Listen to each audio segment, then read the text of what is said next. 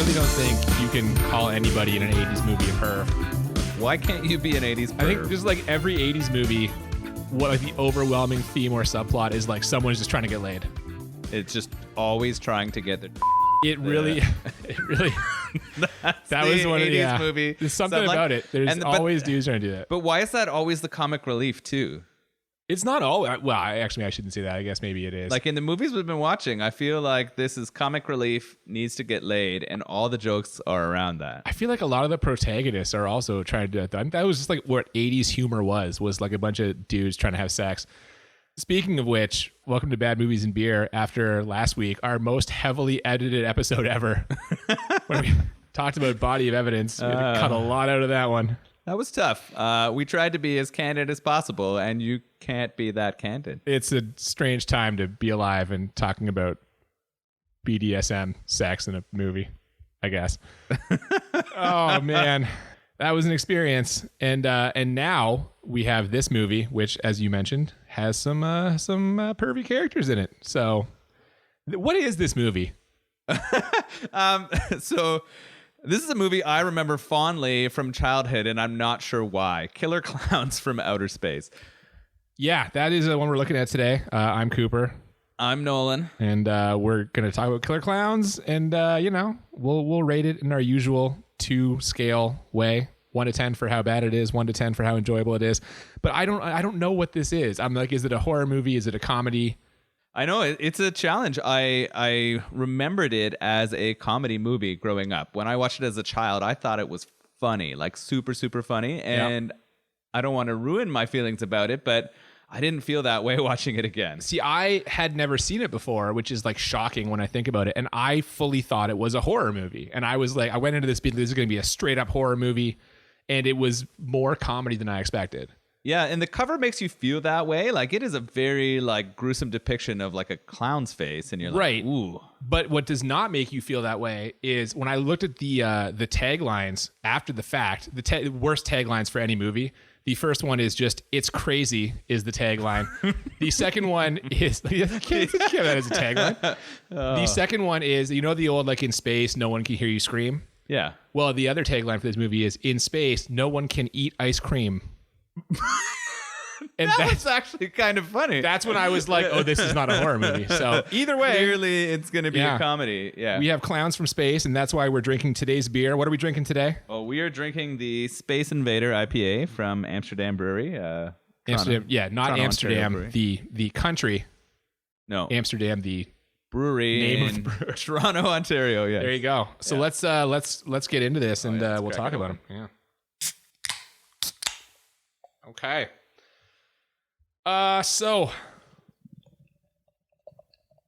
Ooh, that's a nice pour sound. I like that. Trying to work in some better Foley. There. All right. We start this movie off again, like the tagline tipped me off, but then tonally, right away, this movie starts with like a synth music intro with creepy clown laughs, and then we get this electric guitar riff and a theme song. It was amazing. I was super excited when that happened. I thought that was just a tremendous way to start this movie, and I was really excited for what was going to come. I was like, I remember this being awesome, and it's not disappointing. Yeah, any movie that has its own theme song, in my books, is doing something right. And actually, interesting trivia note, the band that recorded at least the theme song, I think most of the music for this, was one of the, I think they were like an LA area, like early punk band, the Dickies. Oh, cool. Yeah. We start with a grumpy old police officer, Deputy Mooney, who is played by the dean from Animal House, John Vernon. He sees that kid carrying like some groceries and a beer, and he's just like, son of a bitch. Just immediately. He sets the tone pretty quickly. Oh, yeah. Cards on the table. You know who he is right away. Yeah. We cut to a park full of cars. A whole bunch of people are hooking up. And then suddenly an ice cream truck shows up with a clown head on top, which confused me more because I'm like, are these the clowns? Are we just like fucking right into it? No, that's the Terenzi brothers. They're trying to sell ice cream. They're the kind of the comic relief of this movie. Yeah, the pervs that we were talking about earlier. Absolutely, that's them. They're not. I mean, their ice cream selling rap is definitely a little pervy. They're having a lot of innuendo there, double entendres. Give it a lick is one of the ones they said. Yeah, it'll tickle you all the way down. They definitely are not holding punches. No, and then we find out they have 2 heavier ladies in the back of the truck that they have bribed with free ice cream. They're trying to trade ice cream for sex. Yes. We're 5 minutes into this movie. And it gets really problematic really quickly. I'm just like, wow. Okay. Yeah. Our main character, though, Mike, he knows them. He tells the lady he's with there at the what do you call it? Like a lover's lane? Is that what you call it? Yeah, it's like the makeout point. It's the place where you drive up on the edge of the escarpment and make out looking down over the city. So he pauses making out to tell her all about the Terenzi brothers and how they're these hilarious guys that he knows from school. And in one of the pauses in this makeout session, after the Terenzis are chased off by the angry mob of teenagers who do not want to buy ice cream, they just want to make out with women. Yeah, like, why are you bringing this ice cream truck to my makeout? So they get sent away. Mike and Debbie are in the middle of making out when they see what they think is a shooting star. You know who else sees the shooting star? A grizzled old country farmer. Yeah, he was hilarious. He gets in there and he throws down a "I will be hornswoggled" right away. Hornswoggled. Did you see that little old sky jockey zip down in there, Pooh? And I was just like, hornswoggled is a great old-timey expression. I like that a lot. Yeah.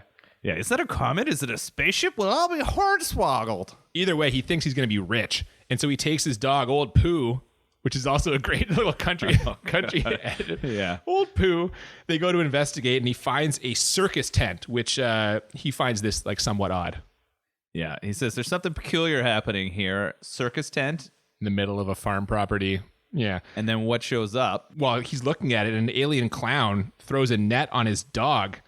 The farmer tries to attack the tent, and when he hits it, he hurts his hand and also electrocutes himself. And then we see another clown with some kind of laser gun. He just shoots him. This is terrible acting by this farmer. Oh. I'm like, is this like the screenwriter's father? Like, who is this guy? How did he get in here? They definitely just picked a random old guy. Like, they did not get an actor for sure for that piece. Yeah, acting not required. The clowns. They're these like rubber monstrosities. I don't really know how to describe them. You kind of have to see it, I think. Yeah, but they're kind of impressive. Like, I felt like the clowns were well done in terms of being like these weird, scary... Oh, they're scary as fuck. Large alien clowns. I was like, these are really impressive clowns. And I was like, okay, I could see why this is scary. There's a lot of clown sort of themes that make scary movies. Like, clowns are pretty scary in general. Yeah, it's a very common phobia, and I would say that if you are scared of clowns, despite the comedic overtones of this, it will scare you because they are creepy. We cut back to the police station where Deputy Mooney brings in two punks who were drinking underage, even though the actors are like 40, which is such a common trope of these movies. Yeah, just arresting the like people who have a family and 3 children for drinking underage. No, but they go to the college. They say they go to the college. He calls them scum and they're ruining the town. And he attacks them. He physically attacks them and then throws them in jail. Yeah, he starts throwing out some like racist comments too, I'm pretty sure, in there. You're like, oh, yeah. If it's not then, it's definitely soon after. Yeah. We're immediately... Like, Mooney is he's the most unlikable guy in the entire town, which kind of plays up what happens later. Meanwhile, Mike and Debbie go searching for where the shooting star landed. Mike actually fires off some light to medium racism. He pretends to be like a native chief who just knows the land, I guess. It's light to medium. Okay. It's just straight racism. Might be medium to high. I don't know. Yeah, he just starts becoming racist, yes. Well, they find the tent. Debbie wants to leave, which Debbie is such a good voice of reason in this movie. And as always, with any female voice of reason, she is immediately ignored. Mike's like, no, we're going to go look at that. Come on. He convinced her to enter the tent, which looks a lot like a spaceship. And they press some buttons. These buttons do not look like buttons, by the way. They just look like wooden... Just circular science wooden fiction cylinders here, on top of it. Yeah, it goes really bad. Like, it looks horrible. The tent itself and the things they've created inside are not convincing at all. They spend all of their budget on those clown like prosthetics and stuff. I wonder if there was like a switch in the production caliber or the funding at that point. See, I wonder this too, based on something that comes up later. In the meantime, they realize it's not a fun house or a circus. Debbie pieces together, because again, she's intelligent, pieces together that they're probably aliens as one of these clowns approaches. They move to another room. I will say the set design of this is like pretty interesting. Like the clown ship interior, they made some interesting choices. It's not like stuff I've seen before. That's fair. I think, and I don't know if I'm getting ahead of myself here, some of the like interesting ways that they collected people and created like cocoons remind me of alien things. They almost took inspiration from alien movies. Yeah, so only the cocoons, this is actually, they find this. Mike is like eerily calm throughout this whole process, and he finds a big thing of it's cotton candy. Yeah. And his theory is this must be where they like make it before they ship it. We're at a cotton candy factory. That's where we are. And Debbie's like, you fucking moron. But Mike like pulls on some of the cotton candy, which looks tremendously fake. And inside is a face, a bloody face, a dead body is entombed in this cotton candy. I agree. That was kind of clever. I like that. It's weird. I feel like those choices were really smart. Like the alien aspects of it, I thought they did really well. The science aspect seemed really weird and really poor. It's a little more fiction than science fiction. Yeah. Yeah. Absolutely. As they're looking at this, another clown brings in one of these cotton candy cocoons, notices Mike and Debbie, chases them, shooting popcorn at them. And actually, it's funny that you mentioned the budget for like set and the costumes and stuff. Apparently, this popcorn shooting gun was the most expensive effect in the whole movie. Really? Yeah, I especially that too, because it seems like you just like have like a fucking leaf blower and like just spray some Shoot popcorn. some popcorn Popcorn's out. light, but apparently maybe that is what they did. Maybe that is still the most expensive thing in this movie. Yeah, it's the popcorn was weird because the popcorn also seemed to be running the computers in the ship. I was like, what's happening? And then Yeah, it's kind of important-ish. Yeah. For later. Yeah, it was strange. I think as they were chasing, the one thing that I noticed too is that the clown created, and I thought this was kind of funny, but also clever, a balloon dog that Yeah, chased. so the balloon animal dog comes to life and it's like hunting them down. It's barking and chasing them, which is ridiculous. Like it's just a balloon animal that they're shaking with the thing, and someone like pipes in barking noises. Mike and Debbie manage to get away in the car before the clowns can catch them, but then we see ominously as they drive past it the sign for the town, Crescent Cove, 5 miles away. So we know what's going to happen. They're on their way. They sure are. Mike and Debbie go to the police and try and tell them what's happening. But of course, Deputy Mooney does not believe them. He thinks that this whole thing is a plot by the Terenzi brothers to sell ice cream because they have a clown in their truck. Yeah, Just he a does viral not, marketing plan. not trust those pervs, and nor should he. But He does. He calls Debbie a tramp. yeah, I wrote that down too. Why? This guy's the worst. But he does. Here's one redeeming thing for him, at least for me. He works in the title of the movie. Killer clowns from outer space. Holy shit. And I'm like, I love it. I love when you. And that was the most like non-organic way to work in the title of the movie. It's great. It was straight on the nose, but it was beautiful. Yeah, And like I do 15 those minutes moments in too, which I love. Like, let's get it. You got to work the title in, and he does it. Meanwhile, the other deputy, Officer Dave, who we've met briefly earlier, I believe, believes them, and he goes to investigate. And in a nice little bit of foreshadowing, Mooney shrugs him off and is like, "Go ahead, Dave, make a dummy out of yourself, but you're not going to make a dummy out of me." Yeah, it was funny how Moody felt like the world was against him, like the town and everyone was out Probably to are. get He's a him. dick. No one likes him. So are you saying this is how it happens to people? Like you make that for yourself? Is It's this probably like a bit of a self-fulfilling prophecy, maybe Yeah. like a vicious circle. So the clowns have already made it to town. They are doing various things, posing as statues, performing late-night puppet shows, delivering pizza that's actually one of the clowns hiding inside a pizza box somehow, zapping people with their cotton candy gun. Yeah, this part was kind of strange. And that puppet show that you talked about was super creepy. Yeah, that's one of the creepier. There's like 2 or 3 really creepy clown moments in this. The puppet show is definitely one of them. Dave's got Mike and Debbie in the police car. We find out that Dave used to date Debbie and he's still into her. He tells her this right in front of Mike, just straight up. Yeah, it's a straight battle for that tramp's attention. Bit of a love triangle. Yeah. Bit of a love triangle. Yeah, they're definitely fighting over her, and that's going to continue throughout the remainder of this story. Yeah. So even though, Deputy Dave believes them, he starts to maybe not believe them so much. They decide to take Debbie home. Then he gets Mike taken to the tent, but the tent is not there. And in a scene with some just big time overacting, Dave arrests Mike, thinking this whole thing was kind of like a scam. Yeah, he was kind of...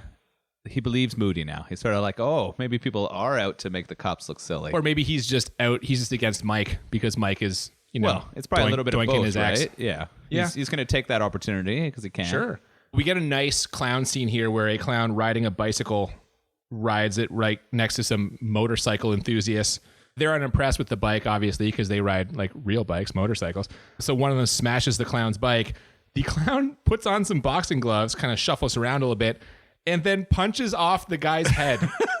I wrote this down too. He just straight one punched him, and The head just goes flying. it was crazy. Yeah. Like, what on earth? That's not how bones work, I don't think. I guess when an alien clown punches you, it might.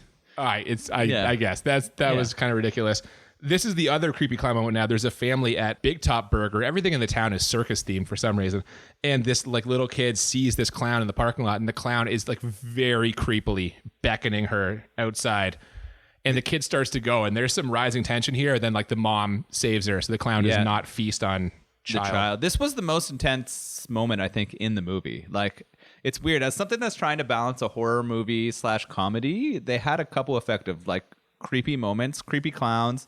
And this one was actually a feeling of dread. Like, as someone with children, I was like, holy, are they going to take and kill this little girl? And that's why, like, tonally, I have a little bit of trouble with this, because they do kind of swing. Like, some of the things are clearly comedy, punching off a dude's head. Yeah. And then it's like, there's a legitimate chance that a child is going to be, like, brutally murdered. Do you think they couldn't make up their mind?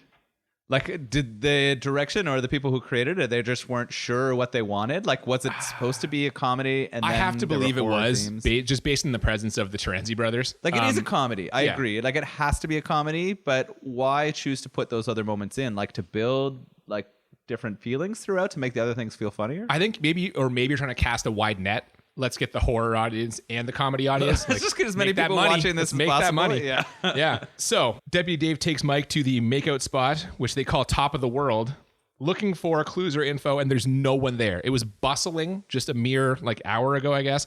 Now there's no one there, but there is a large amount of cotton candy, webbing, and residue kind of all around a bunch of parked cars. In fact, one whole car is full of it, as well as a pair of glasses. Now, Mike says those glasses are proof that the clowns are real because they belong to the dead guy they found. I guess they knew him, like in the cotton candy cocoon. Oh, they recognized him.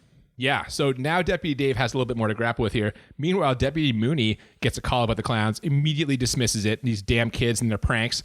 He gets in more calls, dismisses them too, because it's far more likely that the whole town is in on this ice cream selling scam. Yeah, they're all against him.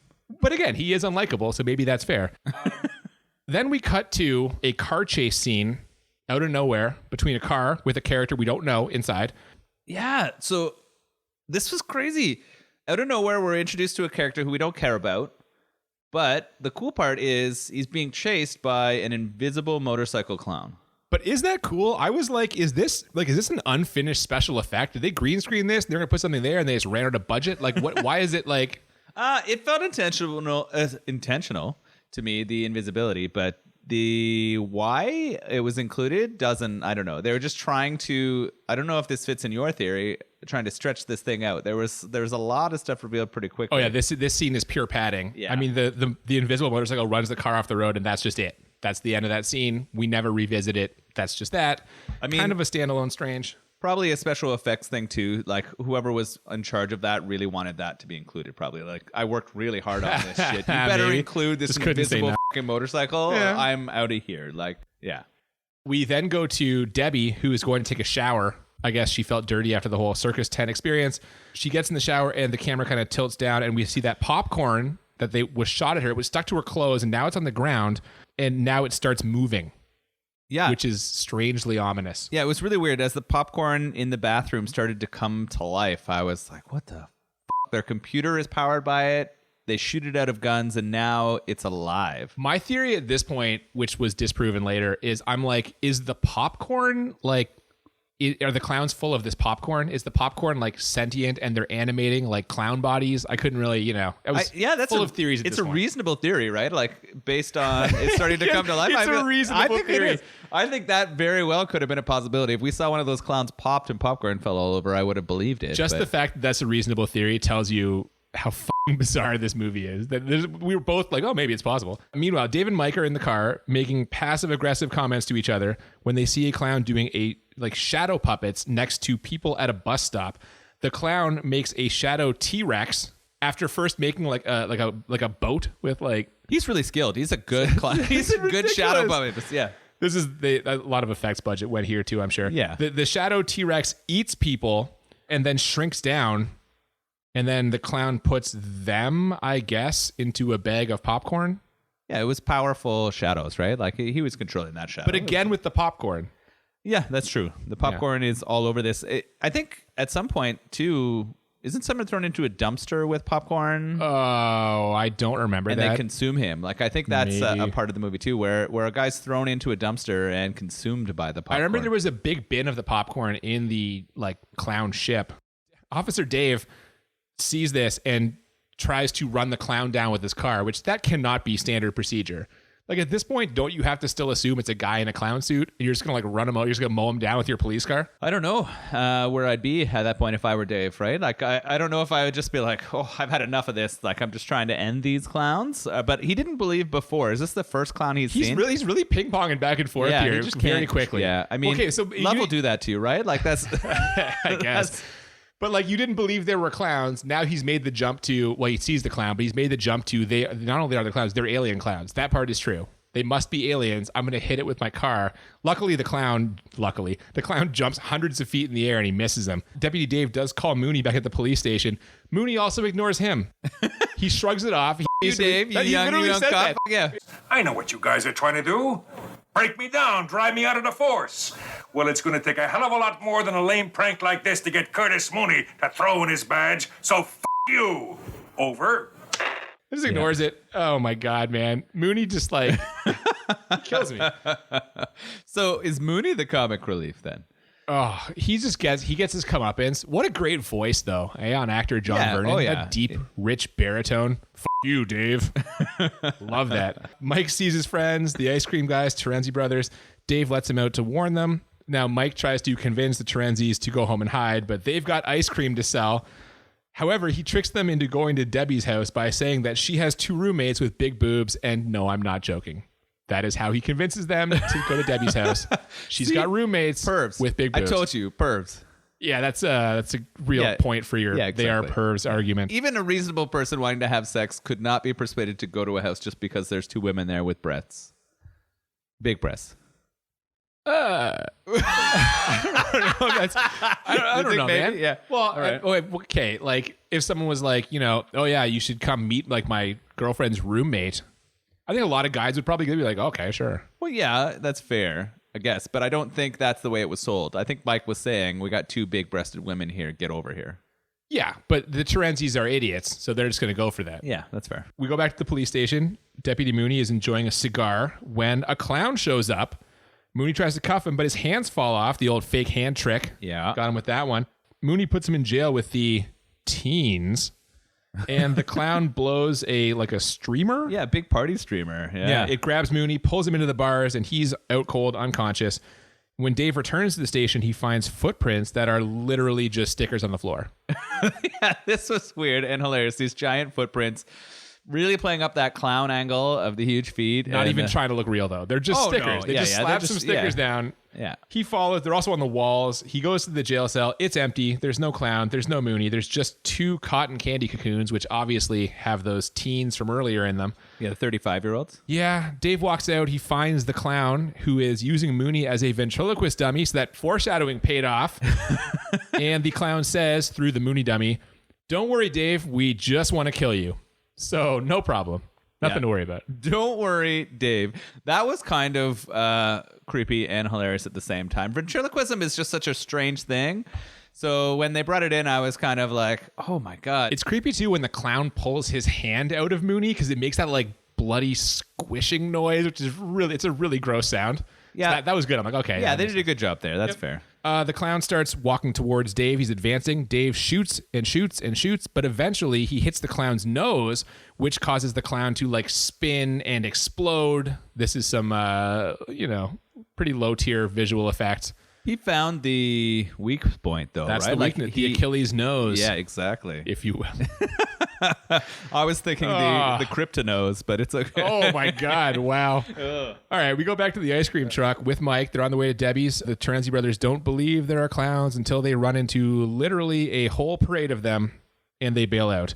Back at Debbie's place, she's done showering. We get some super cheesy, ominous synth music. The synth in this movie is so 80s rific. So at first I loved the music. Like I loved the opening. I thought it was fantastic. And then all of a sudden, I just wrote down the music sucks. We just had a homeless person's crazy train. And I don't know. I have nothing against people who don't have a home. I don't know why I wrote that down. I think that's a Bill Simmons. We should probably give Bill Simmons credit. Thank you, Bill Simmons. In case he's listening. But I don't really want to give Bill. That's all right. All right. Sorry, Bill Simmons. Yeah. All right. So Debbie, she opens her laundry basket and this like clown head snake kind of thing attacks, which I guess is the popcorn has turned into like so maybe the popcorn is like the baby clowns. Yeah, that's what I said. It's like, the popcorn is the like egg or the start of a new clown, which is weird because it also powers their ship and like captures people. It is everything. They just so it's alive. It's attacking Debbie. She hears Mike's voice, but it's not actually Mike. It's a clown using his voice. She goes to jump out the window. More clowns. She gets zapped and put in a balloon. And then we get a chase scene. Mike and the Terenzi brothers, they see the clowns take her. They pursue. Deputy Dave's behind him in a cop car. Seeing the cop car, the Terenzi brothers stop, fearing they're being pulled over. And Deputy Dave rear-ends them. So nice work, fellas. It ends the support that, Mike's going to have to get back. They just take themselves out, which is incredible. Yeah. The clowns go to their tent, which is now much more appropriately located on a boardwalk. And a security guard sees them pull up in a clown car, which of course means that a ton of clowns pile out. Then they throw pies at the security guard and the pies dissolve his body. This was pretty awesome. It's a new wrinkle kind of late in the game. Yeah, it was pretty good. I mean, the clown car, working it in was good. I think it had to happen. And then that you're right. That's kind of a layup. You got to have a clown car. You got to. If you didn't, we would have said, where the is the clown car, right? You know what would have made this movie better? It would push it over the top as a clown car. Yeah, absolutely. And then the melting pies were pretty good too. That was good. So Mike, Dave, and the Terenzis pull up shortly thereafter. They see the remains of the guard. They enter the funhouse, and there is so much smoke in this funhouse. I wrote down here, what is the budget for smoke machines in this movie? They are just walking through a thick fog everywhere they go. It was just a really good hot box, maybe? I guess. Yeah. So the Terenzis, what do you mean, like the screenwriter's room? Yeah. Yeah, the Terenzi brothers fall into a trap. It's a giant ball pit, and this is where they get two female, we haven't seen any female clowns in this movie yet, two female clowns who see them, and then the female clowns magically grow giant boobs. Yeah, this is what I was alluding to earlier. It was so ridiculous. Absurd. Of course, the two pervs need the clowns to grow boobs so they'll stick around. Yeah, I do love this, though, is after they go to the giant boobs, the brothers ask the clowns, like, are you Debbie's roommates? Yeah, way to play back to that other line. There's some synergy here for sure. Yeah. Dave and Mike, meanwhile, find a cotton candy trophy room, kind of shades of Predator 2. They walk in, it's all these cotton candy cocoons there. Yep. A clown comes, they hide behind the cotton candy, even though their legs are just clearly visible. It's a terrible hiding job. And they watch the clown drink blood from one of the cocoons through a crazy straw. Yeah, just bring out that sweet twirly straw, plunge it into the cocoon, and sip it. So you know how the clowns are sustaining themselves, right? Popcorn needs to drink blood. It's vampire clowns. Why do they have to go in the cotton candy, though? Why can't they just drink the blood from a person like right from there? The body? They don't need that much sustenance right away, right? Like they got to wrap it up and save it for later. It's this like is a their cotton candy ice box? Yeah, this is the way that they keep them good. Oh, man, fair enough. They find Debbie. They free her from the balloon. They try to escape, but clowns attack with this like weird carnival action music.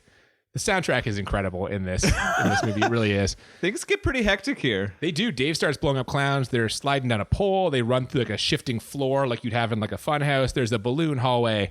They end up in this giant room and all the clowns come out. There are so many clowns.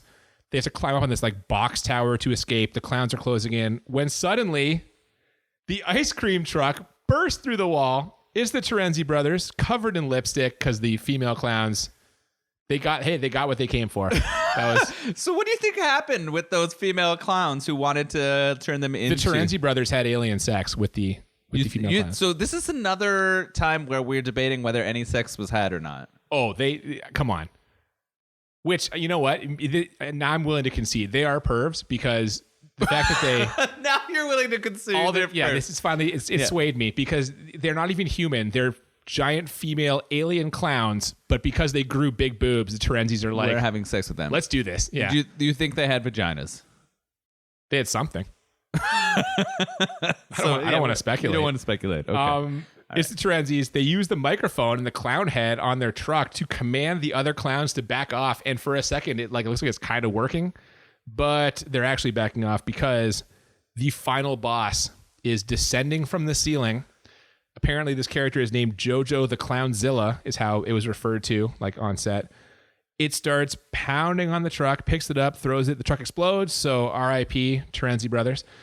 Dave sacrifices himself so Mike and Debbie can go out the hole the truck left, which they do as the tent starts to power up. Cops pull up outside. They see Mike and Debbie and the tent taking off.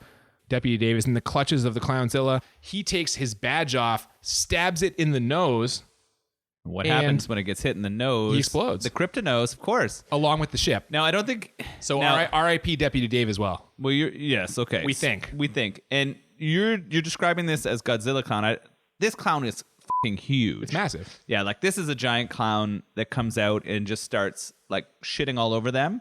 And then Deputy Dave explodes it with his fucking badge. He's a hero. Yeah, absolutely. He's a hero. Sacrificed himself. Yeah. So that his ex could find love, even if it's with someone else. Yeah, good for him. So they're all there. They see this giant explosion. Suddenly, a clown car lands on the ground. Just lands. You hear it dropping. Out gets Deputy Dave. But how? He's in the thing's hand when it explodes. Its body explodes and it's holding him. Deputy Dave should be just a million pieces of blood splattered across the... This isn't the most annoyed I was at a survival in this situation. Made no sense. Well, also in the clown car, though, the Terenzi brothers. Yeah, the Terenzi brothers are there. Survived because they had an ice cream truck and ice cream would protect them against explosions. They were in the freezer. It's the Indiana Jones Crystal Skull. I mean, it's a hop, skip, and a jump. You just referenced the worst Indiana Jones movie, I guess. Well, I think they stole that from this. I think they were like, how did the Terenzi brothers survive in Killer Clowns? Let's put them in a refrigerator. Harrison Ford will do this. All right, it's cool. To be fair,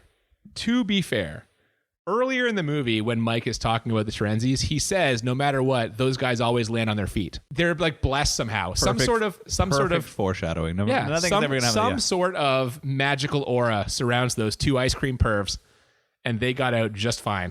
And then the last thing that's said in the movie pretty much is, do you think it's over? Yeah, sure. and then immediately they get pies to the face. And then freeze frame! Fucking freeze frame. Woo! Oh my God. The love triangle is unresolved. Dave is holding Debbie when this happens, which is super weird because she's Mike's girl. And did he kiss her or give her like an incredibly deep hair sniff? It was really weird. I think there's something there. It's unresolved. We're going to leave it unresolved. Are those the acid pies? Are they going to dissolve? Where did those pies come from? Where are all the clowns in the ship? I have so many questions. I guess they're just leaving the door open for a sequel here. And there was no sequel. There was not. It was discussed for a while that they were possibly going to do it. It kind of fell through. Another strange wrinkle as we get to the credits. Mike's name is Mike Tobacco. What? That's his character's name in the credits. He's Mike Tobacco. His last name is Tobacco. They didn't have like enough inspiration to choose like quality name. Dude, I have no idea. That was just like one last curveball that threw me. I was like, Mike Tobacco. What the f? That's so weird. What a weird fucking movie this is. Is that a racist continuation of like his... Oh, like the native thing? Yeah. Oh my God. Like an Aboriginal indigenous like a First thing? Nations. Yeah. Because they farm tobacco? I don't know. Mike Tobacco? I don't know, maybe. You think he actually is like part native? Maybe it wasn't racism. Maybe he was just playing it's still, I'm not good. I'm not prepared to make that leap. That was some light to medium racism. Killer Clowns from Outer Space. Wow. You know what? I guess, do we just go to like our ratings here? Like this is... Yeah, I think so. I think we've sort of explained what happened. I mean, so this is something that was weird for me because this is a movie that I believe I watched as a kid, like 8 or 9 years old. Yeah, you mentioned that. On like afternoon television. Like, I feel like this is something I watched on like Fox when it was just like afternoon TV time. And so for me to go back and watch this, I'm completely blown away. And I also wonder, how much did they have to cut out for the version that I watched on TV? Right? That's a good question, yeah. Like, maybe it seemed really fun and funny back then because of that. But although, like, none of the murders are like gruesome, really. There's a lot of like the head punch off is probably the most gruesome. That's ridiculous. It is ridiculous, but also like, is there even blood? I don't remember if there's blood for that. Wasn't just the head flying off? Yeah, maybe. But the head was bloody. And then maybe the puppet is. Yeah, that part's kind of gross. Yeah. I don't know, man. It's a weird movie. For me, we'll rate it a scale of 1 to 10 for how bad it is. I'm a 9. This is a bad movie. I do think some of that was on purpose. Like, there's no way they made this and they were like, "This is it, boys. This is our Citizen Kane." There's just no way. Like, you know what I mean? Yeah. No. So They probably thought they perfected the comedy horror mix. It's enjoyable. We'll get to that in a second. But for me, for how bad it is, 1 to 10, for me, it's a 9. What about you? Wow. Okay. It's hard for me because I remembered it being good. Like, I liked this movie as a kid, which tells you how stupid I was. But Oh, come on now. I mean, all kids are kind of dumb. That's just the basis of it. I We all will learn say, through perspective. I will say, there is probably a certain age of kid that would think this is the best shit ever. Yeah, like preteen. Like 11 to 13, Yeah, exactly. you'd probably be Just like, holy this is great. those clowns grew boobs. This is fantastic. Yeah, man. So it's hard for me because I think I'm rating it worse because it did not live up to my expectations. Okay. I want to give this a 10 for bad. Oh my God. Yeah. This is amazing. It's in play. We didn't mention this at the beginning of the show, but if we get the 10 on both, that's what we call a crit 20. And it's in play for the first time ever. We haven't had anyone give a 10 out. Wow. Okay. Yeah, Fair enough. that's a 10 for bad for me. Okay. Yeah. And how enjoyable. Are we getting the 20? No. No. I'm all sorry. right. Well, I hate to disappoint you. This is not our first crit 20. At I'll least walk not for back me. that echo. Not Yeah. our first No, what? you can't Not our wa- first what, sorry? It's not our first crit 20. You love that echo effect. That's I amazing. do. God help me. So no, I can't give it a 10 for enjoyable. Because it didn't meet my expectations, because it felt confused for me, I think the enjoyable scale for me, I don't know, I got to give this movie maybe a 6, I think, for enjoyable. Oh my God, that's way lower than I expected. Yeah, I really did not enjoy it again. I was really Okay. disappointed. It might be where I was while watching it, but we'd had a Like long emotionally? day. I had a lot of beers. I was pretty emotional. All yeah. right. But so for me, it's going to be a 6 for enjoyable. Okay. You know what? I'm kind of deriding you for that, but I was actually going to give it a 7. I did enjoy it. I do think. Sorry, let me clarify. I was going to give it a 7, but as you know, my personal rule: any movie that ends with the freeze Gets a frame, +1, yeah. That's right. So I'm Yeah. giving it an 8. It was a 7. I'm bumping it up because of the freeze frame. Freaking freeze frame. Yeah. Automatic point with me. I do think it's unique at the very least. I honestly feel like anyone who likes bad or weird movies should definitely enjoy watch it, this. Should just watch it at least once. Yeah. You should see it. No, that's fair. And there were some really cool things. I really did like the clowns, like the clowns that created themselves. They're There's super creepy. some tense moments. I didn't find it super funny, and I had some problems with some of the science fiction. But All right. But it is fun. Like I do think it is worth a watch. Yeah, but you're giving it a 6. Still 6. Yeah, I never want to see this again. That's we're kind of disagreeing here a little bit. That's fair. I That's would good. watch this again. Like if I have kids someday, I would like don't tell their mother, but I would show them this movie. I'd be like, let's watch the movie, guys. Shit's unbelievable. You gotta watch this. It's really it's at the very least, like I said, it's unique, it's interesting. I can honestly say it is unlike pretty much any movie I've ever seen before. I think it's worth seeing. That's fair. That's a good positive. As for the beer, the Amsterdam Space Invader, Yeah. pretty good, man. Like this is an IPA, Yep. It's a regular sort of malt forward IPA. which is right up my alley. Yeah. I don't like when it's too hoppy. I enjoyed this. It's good stuff. Yeah, no, it's good. It's been around for a while, and I enjoy it. But They're in a cool spot in Toronto too. yeah, they have 2 locations. One like a really big, That's one I was thinking of. That's right on the lake. right on the lake, Great a really location. nice brew pub. And Yeah, if you're they in do some Toronto, stuff there, yeah, hit up the Amsterdam Brewery. It's great. it's a really good place if you're gonna go see a Blue Jays game. Sure. a walk down from Yeah, man. the Skydome there. Good stuff. Awesome. So I guess that's it. Next week we are going to be watching Face Off. With your favorite actor, Nicolas Cage. You know what? This is one of the first things. I forget who said it, but when we said we're going to do this podcast, somebody was like, "How many Nicolas Cage movies are you going to do? Like just all of them?" And the answer is maybe. Maybe we'll watch all of them. we might because We're gonna start with Face Off. Well, but Nicolas Cage is either like his movies are either amazing or horrible. So like we'll do several. But I don't think I've seen an amazing Nicolas Cage movie. I don't know. Maybe there are some, but I can't think of any. I can't think of one right now. Maybe it'll be Face Off. Is he in Con Air? He is. That's a great movie. Is Ooh, easy there. I feel like we could very easily watch Con Air for this podcast. Okay, we might have to. Well, we might have to. Next week is Face Off. That should be enjoyable. Thank you so much for listening. Make sure that you like, share, subscribe, follow us on Twitter at the BMB Podcast and Instagram. I always forget to mention the Instagram, also at the BMB Podcast. If you have a suggestion for movies, email us, thebmbpodcast@gmail.com. We would love to have ideas. And yeah, thanks for listening. Keep it clowny. Sorry, it was a reach. It's crazy.